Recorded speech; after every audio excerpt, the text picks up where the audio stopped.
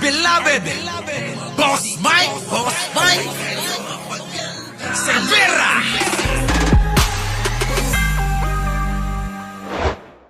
Sa mga hirit ni na dating Speaker Martin Romualdez at Vice President Sara Duterte. At live mula sa Malacanang, may Express report si Maricel Halili. Maricel, ano ba ang mga bagong pahayag dyan ng Malacanang? Ruth, alam mo, hindi naniniwala ang Malacanang na laglagan yung nangyari doon sa pagbibitiw ng... Ito ho yung mga kababayan, ito ho yung naratibo ng mga Martinico. Hindi daw laglagan. Hindi laglagan. Wala naman akong pakialam diyan, maglaglagan, ilaglag nila basta mapatunayan natin na may ebidensya na magnanakaw si Martin. Tapos. Mensahe ni dating House Speaker Martin Romualdez sa pamamagitan ng isang video message. Tungkol nga ito doon sa sinasabing korupsyon sa budget at iba pang anomalya. Ang sabi ng Malacanang dyan, hindi lang naman si Pangulong Marcos ang bahagi ng executive branch. Hindi saklaw ng Malacanang ang damdamin ni dating Speaker Romualdez. Ito ang tugon ni Palace Press Officer Claire Castro matapos sabihin ni Romualdez sa kaniyang video message na hindi siya papayag na maging fall guy sa issue ng korupsyon. Parang sabi ni Atty. Claire, wala kaming pakialam sa nararamdaman mo, Martin. Parang gano'n yung ibig sabihin, Maria Inoue, Marian Tomas, Chanel Paris, Parang sabi, wala kaming pakialam sa nararamdaman mo. Tuloy. Parang gano'n ayan, tingnan niyo mga kababayan, pakinggan niyo. Claire Castro matapos sabihin ni hindi saklaw ng Malacanang ang damdamin ni dating Speaker Romualdez. Kita nyo? Hindi saklaw ng Malacanang ang damdamin ni Martin Romualdez. Parang wala kaming pakialam sa nararamdaman mo. Utik na mga kababayan, medyo talagang nagagawan lang nila ng paraan para medyo hindi masakit, Pero kapag iisipin mo, mga kababayan, sakit niyan, pang matalino. Tuloy. Tuwan-tugon ni Palace Press Officer Claire Castro matapos sabihin ni Romualdez sa kaniyang video message na hindi siya papayag na maging fall guy sa issue ng korupsyon. Sinabi pa ni Romualdez na mas lohikal sabihin na common responsibility ng sangay ng ehekutibo ang national budget at hindi ng Kongreso. Sagot dito ni Yuse Castro, kaya nga mismong si PBBM ang nag-utos na imbestigahan ang mga anomalya sa flood control project dahil ayaw niya ng cover-up. Gusto niyang panagutin kung sino man ang may sala. Kita niyo, narinig niyo? Sabi ko sa inyo isipin niyo, aralin ninyo mga sinasabi. Ano sabi? Kaya nga ang Pangulo ang nangunang magpa-investigate. Kasi ayaw niya ng may cover-up. Kaya si Martin, hindi i-cover up. Naiintindihan niyo ba? Ito naman kasing mga Martinico, pumupulot lang kayo ng maliit na portion sa mga sinasabi. Ipaliwanag nyo kasi yung kabuuan.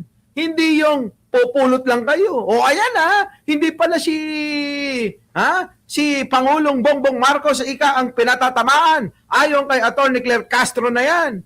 Pero kapag inaral ninyong maigi, yung pong kabuuan ng sinasabi, masusumpungan ninyo na talagang medyo si Martin Romualdez kinakarate.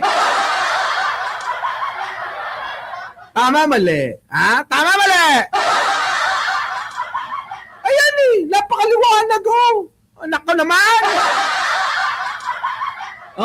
Ay, ang ganda ng sinabi. Yusek. Sinabi pa ni Romualdez na mas lohikal sabihin na command responsibility ng sangay ng ehekutibo ang national budget at hindi ng Kongreso. Sagot dito ni Yuse Castro, kaya nga mismong si PBBM ang utos na imbestigahan ang mga... Kaya nga si PBBM ang nagutos na paimbestigahan. Anomalya sa flood control project. Ang maanomalya sa flood control scam. Dahil ayaw niya ng cover-up. Dahil ayaw niya ng cover-up! Pero kapag pakikinggan mo yung mga Martinico, mga kababayan ko, namumulot lang ng kapirasyo.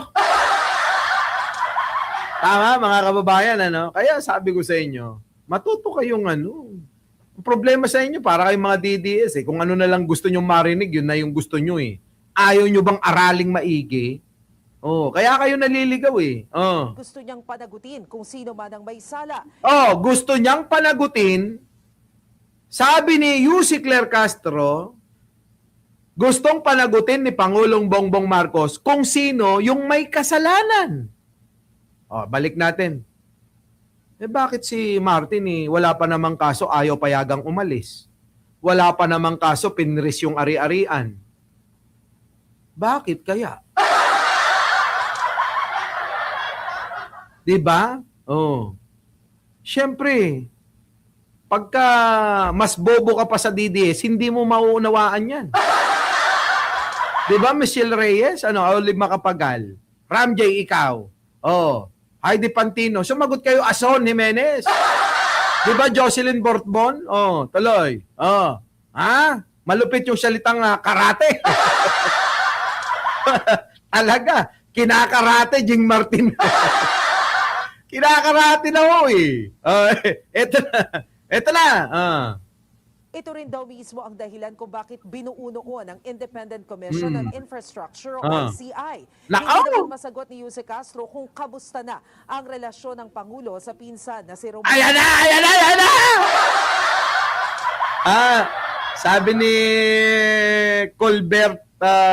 Colberta Bulos, pag suspect, suspect. O, tama nga naman. Eto na ho.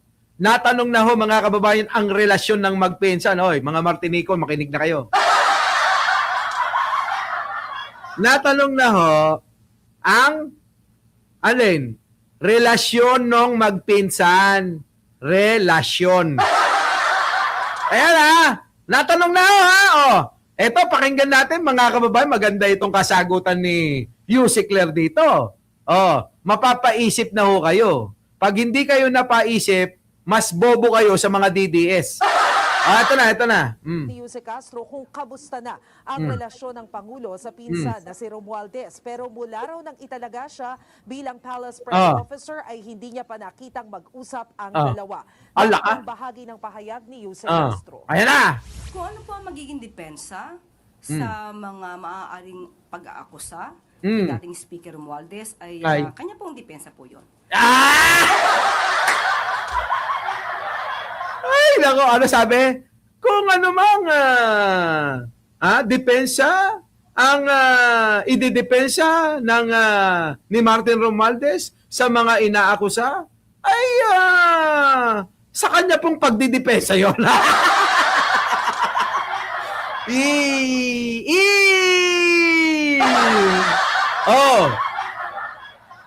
Narinig niyo mga kababayan. Maliwanag pa sa sikat ng araw.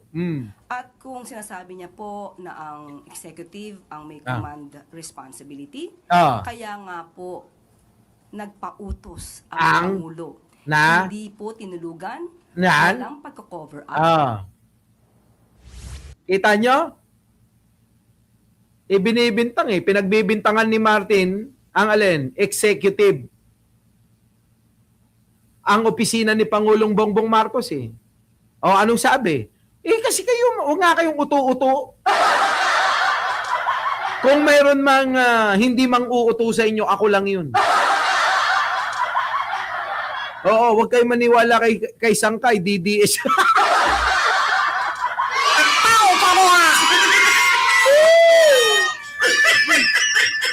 Kaya wag na kayong magulat kung si Sangkay pinagtatanggol na si Sara.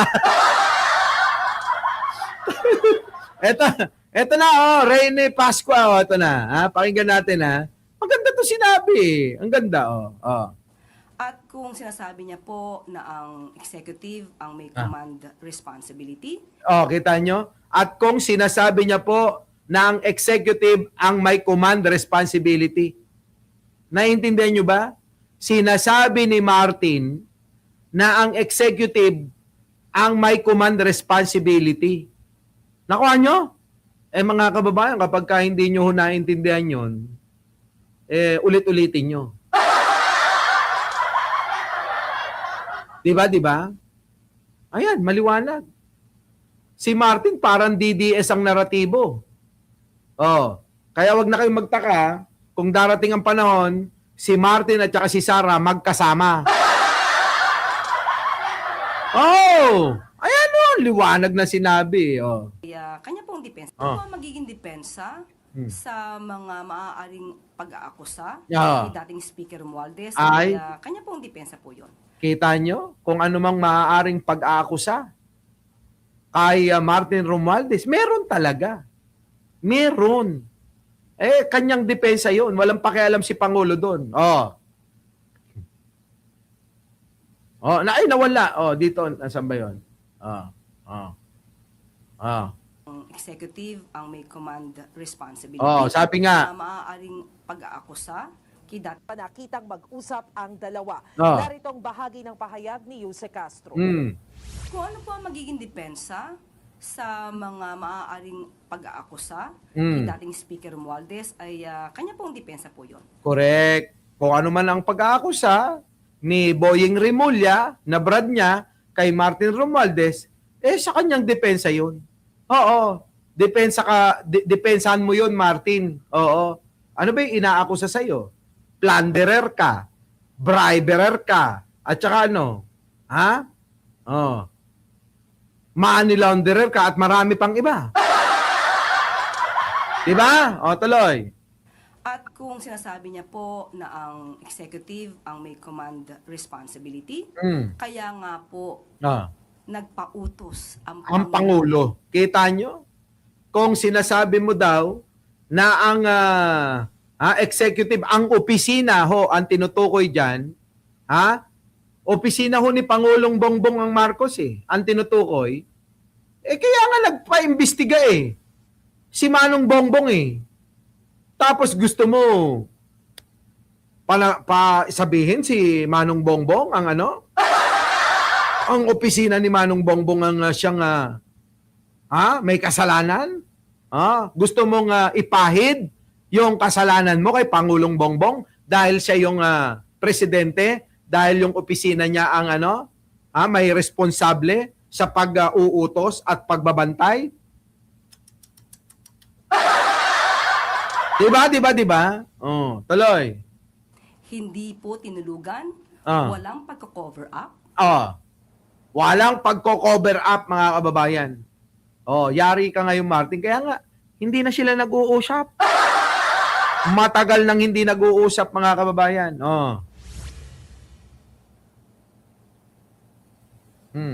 Oy, Sara. Pupunta naman ang Malacanang sa pasaring ni Vice President Ayan na. Sara Duterte tungkol sa hiniling niyang travel authority para muling makapunta sa iba't ibang bansa sa Europa.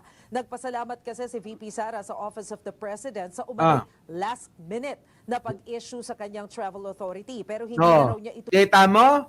Yung travel mo, issue.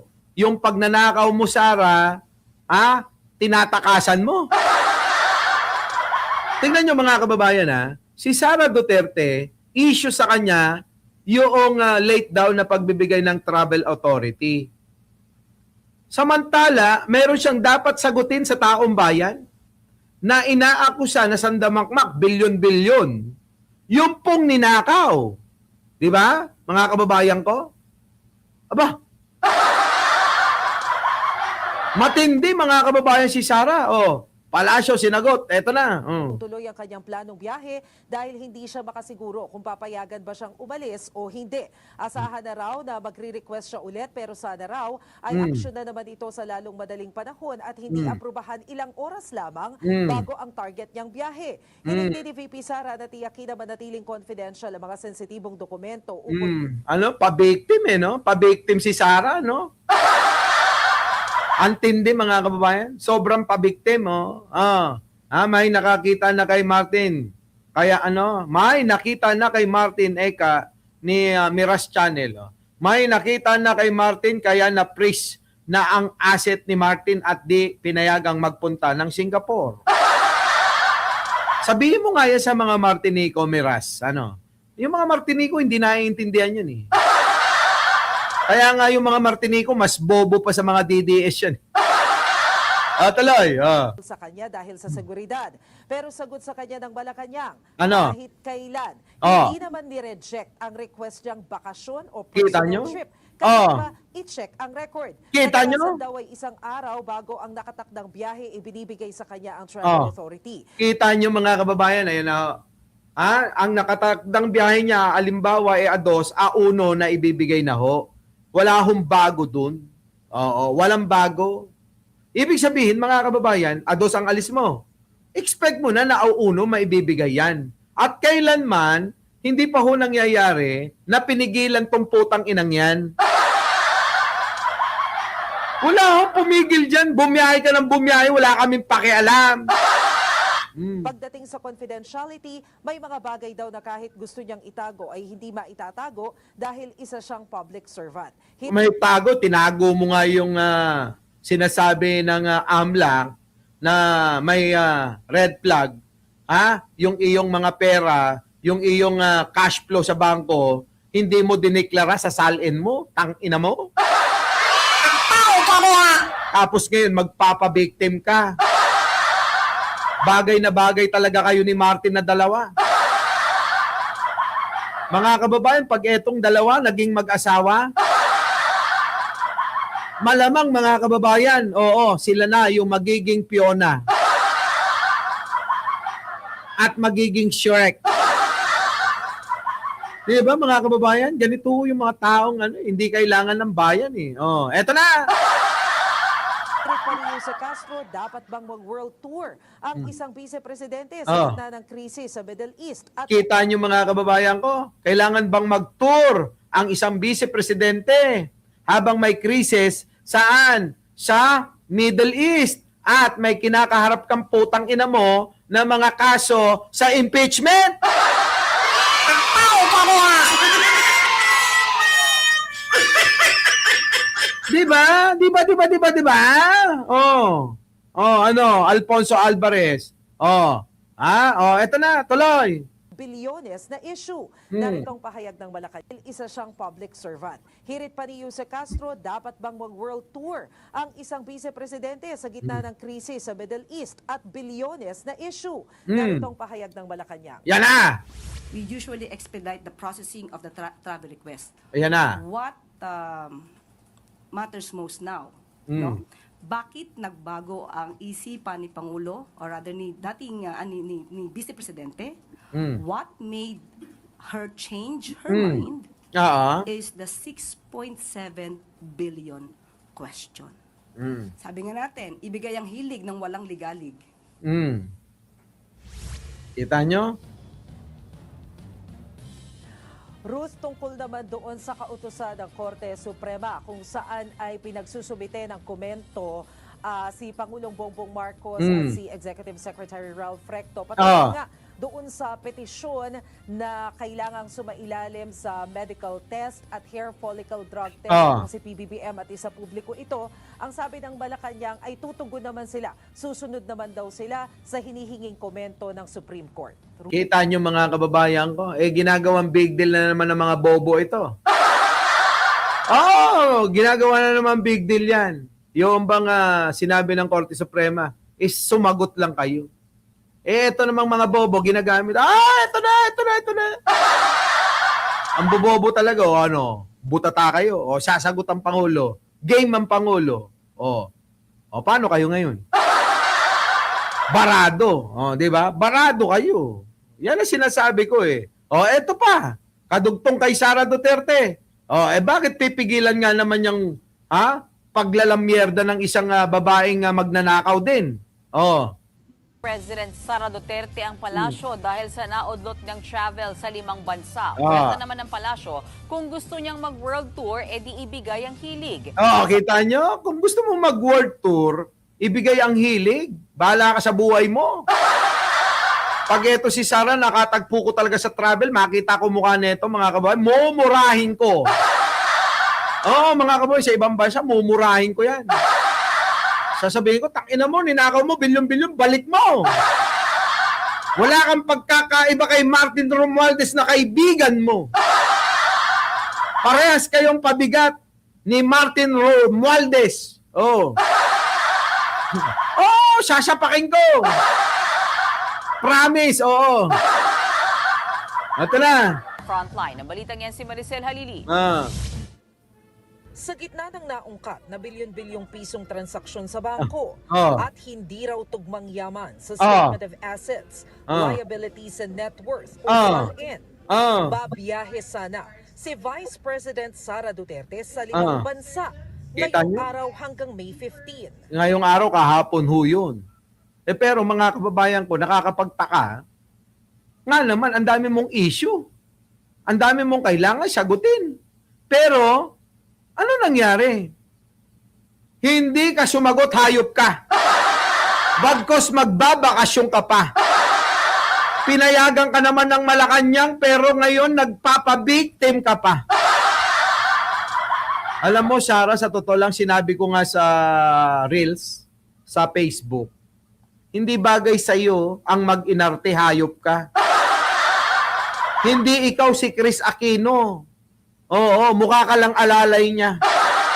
Mukha kang bakla na, mukha kang bakla na taga-makeup lang ni Chris Aquino. Tapos, dahil naging presidente yung tatay mong mamamatay tao, nag-iinarte ka na? Pang-ina mo! Tao pa mo ha! Diba? Oh, sabi ni Slapyog, bang-bangin mo! Tangina, baka hindi na makaahon yung burat ko. Di ba, no? Oh, eto na, mga kababayan, piling ang putang ino. Tignan nyo naman yung itsura, mga kababayan. Pinareto kina yung mukha pa rin 2 piso. Eh bakit 2 piso, Boss Mike? Ewan ko, natandaan ko lang yung 2 piso na coins na puro kanto. Diba? Yung mukha ni Sarah, puro kanto no? O tuloy, ito na. Kabilang sa kanyang pupuntahan ang Netherlands, South Korea, Agoy! Belgium, Agoy! Germany at United Agoy! Kingdom. Grabe mga kababayan ko, matindi si Sara Duterte. Habang nililitis din nagbabakasyon. Tuloy! Pero naudlot yan. Sabi ng BC, last minute inilabas ng Office of the President ang kanyang travel authority. Kita nyo, lagi naman palang ganun talaga. Ngayon, nagpapabiktim lang ang putang inang to. Para naman mabaling, syempre gagawa ng eksena, magtatantrums. Ganun yung mga siraulo, di ba? Parang si Mangusin. Nakuha nyo? Kapag ka hindi, nakukuha yung gusto, magtatantrum siya, magwawala. Ay, ba't ka kaya papapansin? Ibili niya ako ng lollipop! Ganun no? Si Sarah, no? Nagtatantrums, agaw eksena ngayon, nakakuha ng pagkakataon, hindi niya binigyan travel authority ko! Grabe, no, mga kababayan, Ganon! Tindi, mga kababayan ni Sarah talaga. Baliw! Kaya sa isang Facebook post, sinabi niyang nabago ang kanyang plano. Naging alanganin daw kasi ang pagpayag sa biyahe niya sa ibang bansa. Magsusumite na lang daw siya ng bagong request. Panawagan niya, bilisan sana ang pagproseso ng mga dokumento para makapaglaan pa siya ng oras sa Ang tanong ko kasi mga kababayan, ano ang interes, ano ang pakinabang ng taong bayan sa hinihingi niya na travel authority para makapamasyal? Sipin nyo mga kababayan, kung matinuba naman kayo. Habang nililitis habang marami ang mga ebidensya, ang lumalabas laban sa kanya sa mga pera na galing daw di umano sa illegal na droga, sa mga drug lord, at dito nga sa bilyon-bilyong halaga na hindi maipaliwanag kung kanino galing at hindi rin nagsasalita si Sara Duterte dyan, kundi ang kanya lang depensa, ay malinis daw ang pinanggalingan. Malinis pala, bakit mo tinago sa mamamayan? Bakit hindi mo diniklara sa salin mo? Tanga. Tuloy. handa sa biyahe. Tiyakin din daw sana ang confidentiality at paghawak ng mga sensitibong dokumento Oh. Malaking tulong aniya na mapanatili nito ang epektibong security arrangements. Daming Init dahilan. ni No? VP Sara, God save the Philippines. Di kita nyo mga kababayan, habang nililitis siya, God save the Philippines daw, baliwan. Tangina, papansin talaga. Pa-victim, papansin, kulang ka sa pansin, Sara. Wala nang papansin sa iyo na mabuti pa yung sasabihin. Ang sasabihin ng mamayang Pilipino ngayon, putang ina mo, Sara, magnanakaw ka. Wala kang pagkakaiba kay Martin Romualdez. Parehas na parehas kayong dalawa.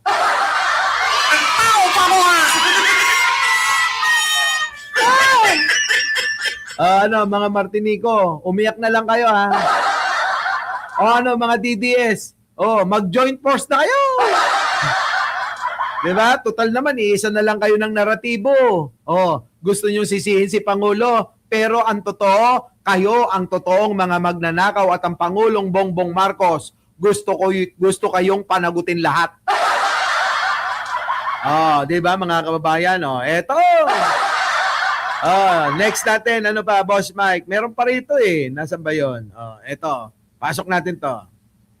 Congressman Martin Romualdez ng ehekutibong punong responsable sa mga irregularidad sa budget. Pero Kita nyo mga kababayan ko, Palasyo, di pasaring kay President Bongbong Marcos ang pahayag ni Romualdez. Okay? Ito yung ginagamit nila ngayon. Pero ang tanong ito, hayagang sinabi ni Congressman Martin Romualdez ng ehekutibong punong responsable sa mga irregularidad sa budget. Pero tingin ng palasyo, hindi pinatatamaan ng dating speaker ang Pangulo. Dahil mula sa TV5 Media Center, nangunguna sa balita si News 5 Palace correspondent Maricel Lalili. Maricel, command responsibility ang ginigit ni Romualdez. Anong tingin dito ng Malacanang?